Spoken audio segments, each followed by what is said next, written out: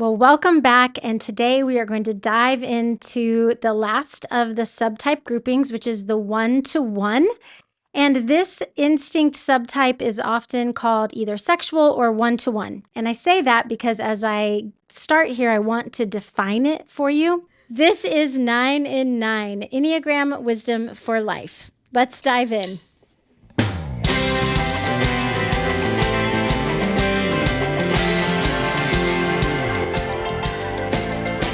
The 1-to-1 subtype is about connection, and it is about bonding with another person.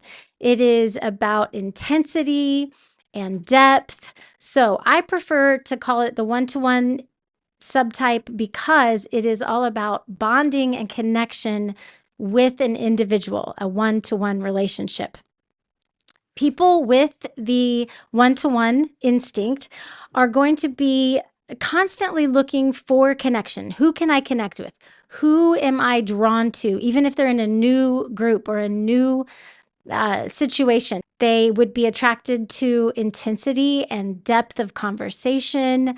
They also are very aware of the quality and the status of the relationship. So, for example, a social subtype is very aware of the hierarchy in the room.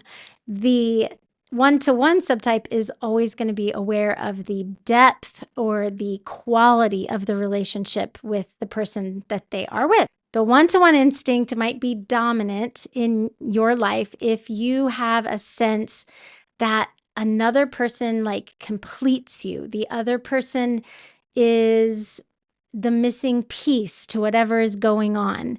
It might be a repressed instinct if you have this feeling of, I'm not sure intimate relationships really are for me, or you have a constant feeling of, I'm not enough in a relationship. That can be an indicator of it being a repressed instinct. You have to be the one to do the work and to know how your subtype stack falls for you.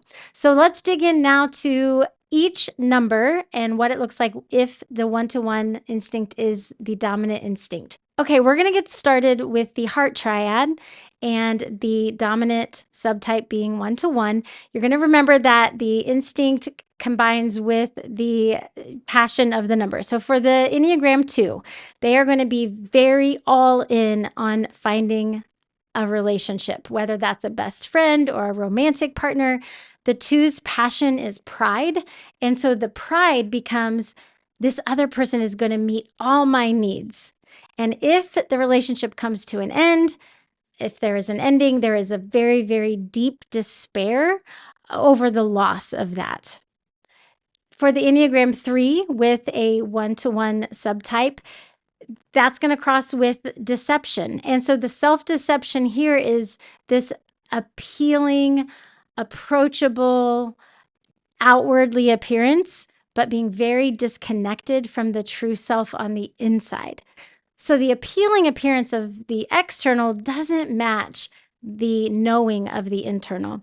Now, the 1-to-1 3 is going to be a little more emotional than all of the other 3s, and I think that's important to note. For the Enneagram 4 with a 1-to-1 subtype, the envy, that is the passion, is actually going to turn to a competition. So it's not just going to be an envy and a melancholy envy. It's going to actually turn into a competition of how can I make myself as good as this other person.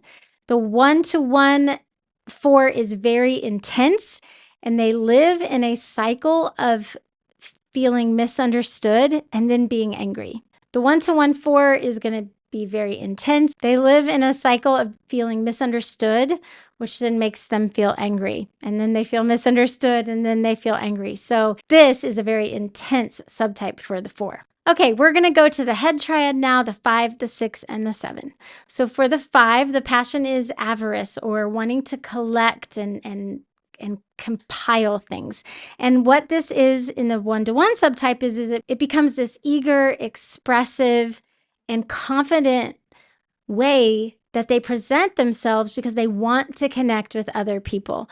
They actually kind of go against the wanting of the solitude and the privacy because they want to share those moments with another person.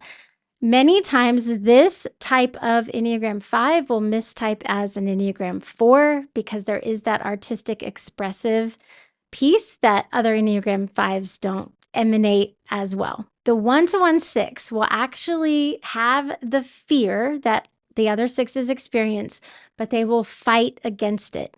And for this reason, they become confrontational, challenging. They're very, very intense. They can be intimidating. And for that reason, many times a 1-to-1 6 will mistype as an 8.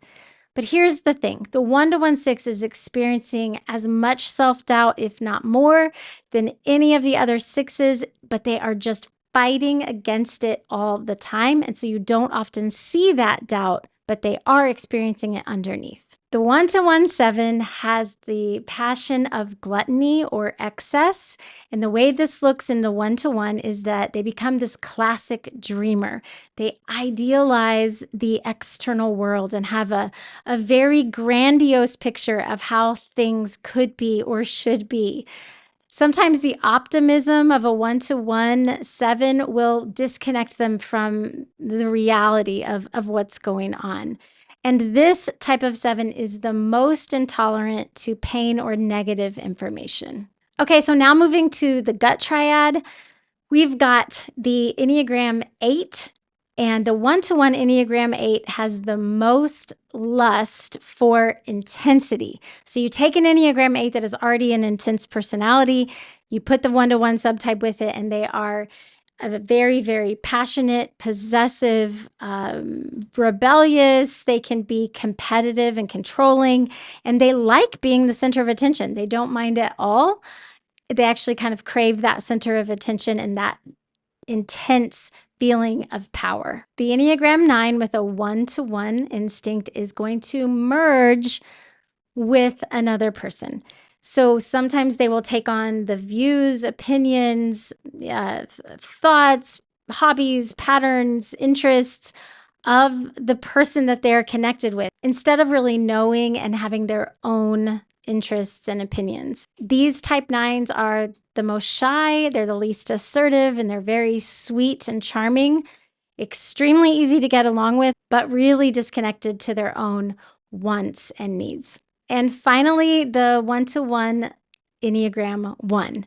So the Enneagram 1 in this subtype is going to express anger without guilt. So most ones will kind of hold their anger back. This 1-to-1 Enneagram 1 does not. So they're going to express anger without guilt. They're very active and getting what they want. That's very, very important to them. And they're going to be the most likely to resist blame and take ownership of their mistakes. So I know this was a very quick overview of all the numbers with a 1-to-1 dominant subtype, but I want to remind you that I do have a class that you can take and you can get all of this information and really internalize it and put it to work in your own life. So here are 2 pieces of advice. If the 1-to-1 instinct is your dominant instinct, no matter what your number, you need to know that you are your own person and that it is a good idea to connect with you, to really know yourself and to know that you are whole and complete before you have a connection to someone else. This is the work if it's dominant in your life. If you find that the 1-to-1 instinct is repressed, if it's at the bottom of the stack for you, then try challenging yourself to set up some 1-to-1 lunch dates or coffee dates with somebody and really try to be mindful of bonding and connection with one other person because you are worth knowing. Hey friends, no matter where you're seeing this video, would you go to YouTube or your favorite podcast app and follow this show, Living Well by Jen. We're working really hard to put out informative and helpful content about the Enneagram. And one way you can support our work, it's free, it's simple, is by following the podcast and giving us a review on your favorite platform.